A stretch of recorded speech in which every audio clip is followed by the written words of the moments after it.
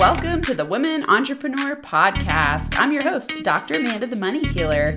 And today's episode is coming from our live webinars where you get to hang out with me and other women entrepreneurs to learn about money mindset, manifestation, and business scaling strategies and get your questions answered. To join us, go to thewomanentrepreneurpodcast.com where you'll see the link to register for the webinars at the top of the page. Can't wait to see you there. Let's open the floor for questions. Who has a question about fear or imposter syndrome right now before I share a little strategy here that I want us to journal on? And I understand, and I work with a lot of, if not most of these ideas and concepts. I've been a coach for going on 8 years. And I don't even want to use the word struggle. I still feel that I'm in some level of confusion about what my zone of genius is. I know what it's not, and I think I spend a fair amount of time in my zone of competence, in my zone of, what's the one below genius? I can't even. There's excellence. Yep. On some things. But really reaching that level of genius just feels, kind of out of my reach, I suppose. Okay. Well, I'm going to share this because this will be helpful to everyone. If you this is something that I get a question about a lot, and I just discovered a really awesome tool to work with this. So one thing I'm offering people is a zone of genius audit to help you really understand your working zone of genius, to maximize and capitalize on that and create every product, program, service, and build your business around it. And I get what you're saying because even as a zone of genius coach, a manifestation coach, helping people get aligned in their zone of genius, sometimes it's tricky to figure it out. And so I want everyone to know that that's available. We just literally created it today because I just discovered a new tool that I'm like, this is maybe one of the best tools I've ever seen in terms of figuring out how to detect what your working zone of genius is and to go, oh, okay. So I'll say here for everyone, the easiest strategy you can do on your own to start to detect is to do a scan of your entire life course. And I would say this is a list you're going to want to write out. It's going to take you a little bit of time and journal it, or, write it down even on a spreadsheet, potentially, however you like to organize data. And you want to write down every single job you've ever had, every single working situation you've had, and go through and write down the memories associated with those, and then highlight the areas that brought you joy. And this could be like in one area. What was the thing that brought you joy? Was it working with the people? Was it completing the task? Was it, coming up with the content? It depends on what you had. Here's an example. My first job was Dairy Queen, like my first paid job after, I nannied for some friends. It was Dairy Queen. And for me, I loved, going in and talking to the people and I'm really introverted, but when I know something, I really enjoy sharing and innovating. So I'd always be coming up with new ideas, and I loved that. And so you want to go back and you want to look at, what did I like about that job? What did I like about, those aspects of my business? For you, if you've been a coach for 8 years, you have a lot of experience.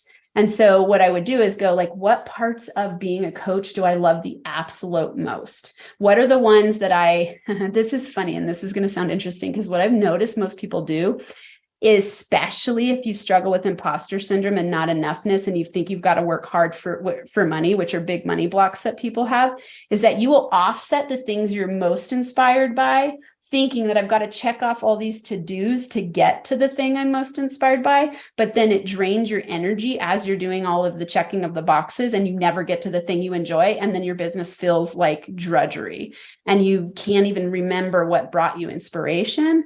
And the things that are in your zone of genius are always going to make you feel good. They're always going to leave you feeling energetic, inspired, and feeling the most alive, whatever that means to you.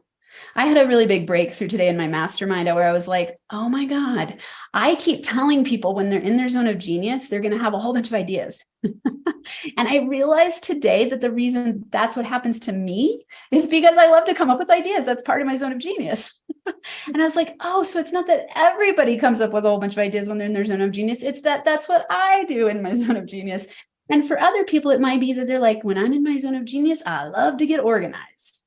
That might be your zone of genius, right? And so it's clues to when you feel the most inspired, what are you doing? And then you want to reverse engineer your business from that place. And you know, this might sound a little bit crass, but I keep telling people, drop the shit you hate. Drop the shit that everyone's been telling you to do that is not in alignment for you. This is one thing I really dislike about coaching industry, or like, let's say solopreneur industry, is that there are 8 bajillion people telling you what to do all the time.